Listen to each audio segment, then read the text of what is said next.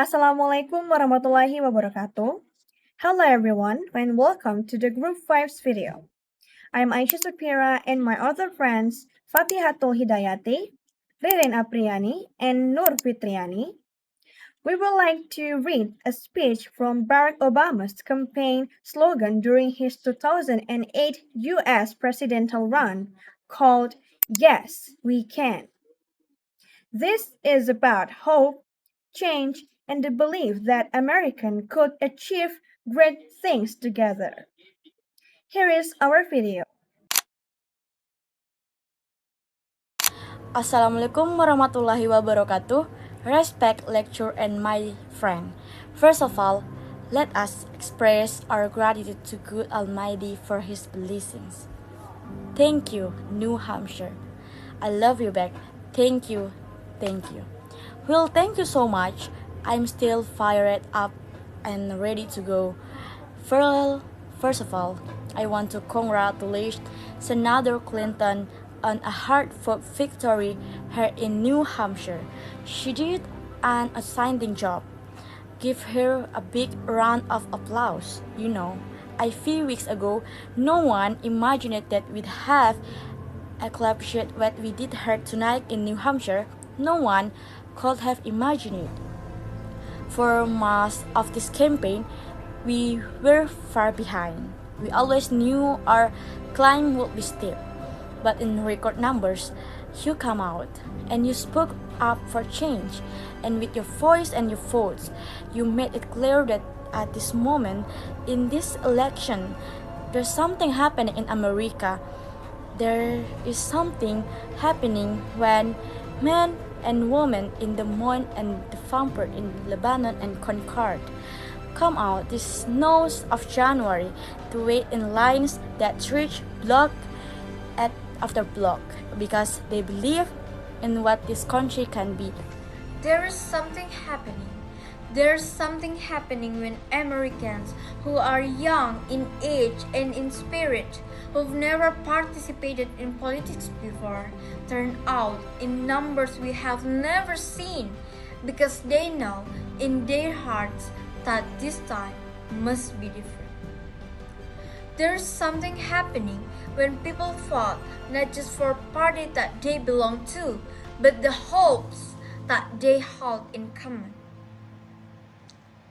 And whether we are rich or poor, black or white, Latino or Asian, whether we hail from Iowa or New Hampshire, Nevada or South Carolina, we are ready to take this country in the fundamentally new direction. That's what's happening in America right now. Change is what's happening in America. Our new America majority can end the outrage of unaffordable, unavailable health care in our time. We can bring doctors and patients, workers and business, Democrats and Republicans together, and we can tell the drugs and insurance industry that will they get a seat at the table. They don't get to buy every chair, not this time, not now.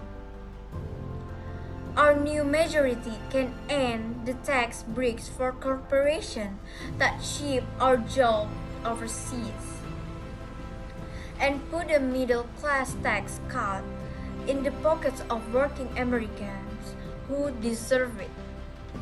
We can stop sending our children to school with corridors of shame and start putting them on a pathway to success.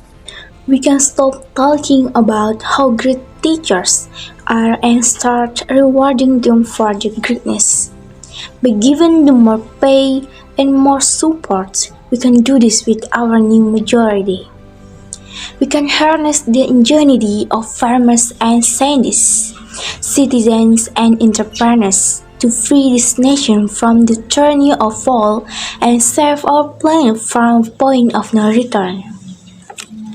And when I'm President of the United States, we will end this war in Iraq and bring our troops home. We will end this war in Iraq. We'll bring our troops home. We'll finish the job. We'll finish the job against Al Qaeda in Afghanistan. We'll care for our veterans. We'll restore our moral standing in the world. And we will never use 9/11 as a way to scare off votes. Because it is not a tactic to win an election.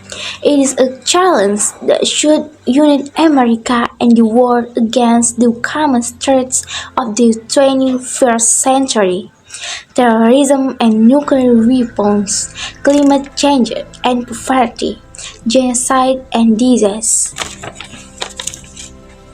We know the battle ahead will be long, but always remember that, no matter what obstacles stand in our way, nothing can stand in the way of the power of millions of the voices calling for changes. We have been told we can't do this by a course of cynic, and they will only grow louder and more dissonant in the weeks and months to come. We've been asked to pause for reality check. We've been warned against offering the people of this nation false hope. But, in the unlikely story that is America, there has never been anything false about hope. For when we have faced down impossible odds, when we have been told we're not ready, or that we shouldn't try, or that we can't, generations of Americans have responded with a simple creed that sums up the spirit of a people. Yes, we can. Yes, we can. Yes, we can. It was a creed written into the founding documents that declared the destiny of a nation. Yes, we can. It was whispered by slaves and abolitionists as they blazed a trail toward freedom through the darkest of nights. Yes, we can. It was sung by immigrants as they struck out from distant shores and pioneers who pushed westward against an unforgiving wilderness. Yes, we can.